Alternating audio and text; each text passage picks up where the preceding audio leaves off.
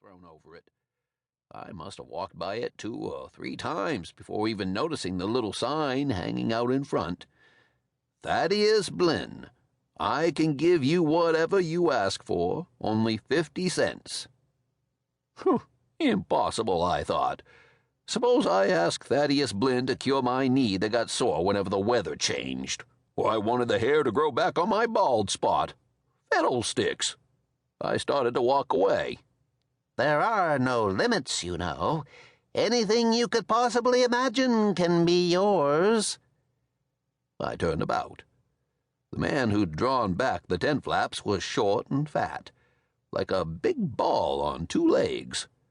He wore a white suit, and his vest was red, with a thick gold watch chain stretched across his belly. The huge mustache under his bulb of a nose bristled fiercely as his mouth curved into a toothy smile. He put me in mind of Santa Claus, shaved and dressed for warm weather. "Blinn's the name, sir," he said with a tip of his derby. "Thaddeus Blinn at your service." Something happened then that might have been just my imagining or a trick of the light. Thaddeus Blinn's eyes glowed for a brief moment, like those of a cat when lantern light reaches the dark corner where it's sitting.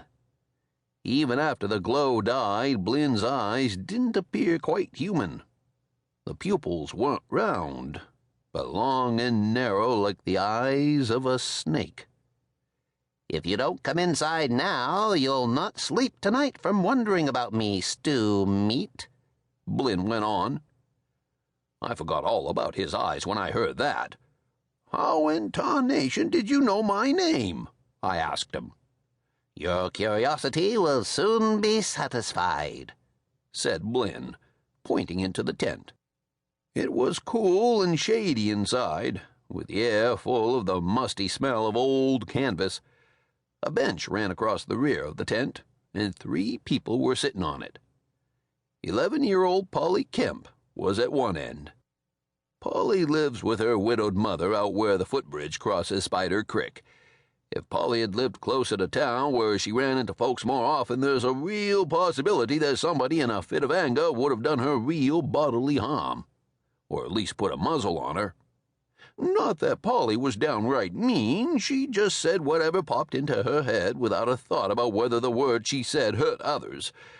Honesty, Polly called it. But when honesty causes nothing but anger and hurt feelings, maybe there ought to be a limit. Polly, though, didn't know what that limit was. Next to Polly was Rowena Jervis. A giddy 15, Rowena was in love with love itself. She had her eye on Henry Piper, the young farm machinery salesman who came to town twice a year. He'd make eyes at Rowena, and she'd go all soft inside and sigh deeply and write Mrs. Henry Piper in the dust on my store window. If Rowena had a wish granted by Thaddeus Blinn, then Henry Piper would be in it somewhere.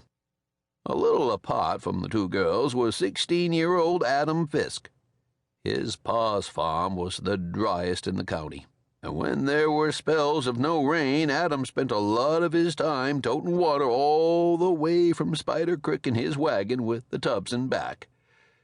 Just now, after 3 weeks without rain, Adam would probably have given everything he possessed for a single glass of water that he didn't have to haul all the way from that darn creek. I took a seat between Rowena and Adam. We all looked up at Blinn. The little man stood at the entrance of the tent, and he seemed to be hoping more customers would come along. "I've been here nearly half an hour," said Adam finally. "Can we get on with it, Mr. Blinn?"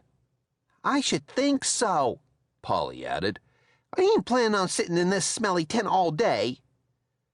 Thaddeus Blinn let the tent flaps fall and turned toward us. The expression on his face showed he wasn't too happy about having so few of us there. "Alas," he said with a sigh, "so many people just cannot make themselves believe." "I'm not really sure I believe you myself," said Rowena.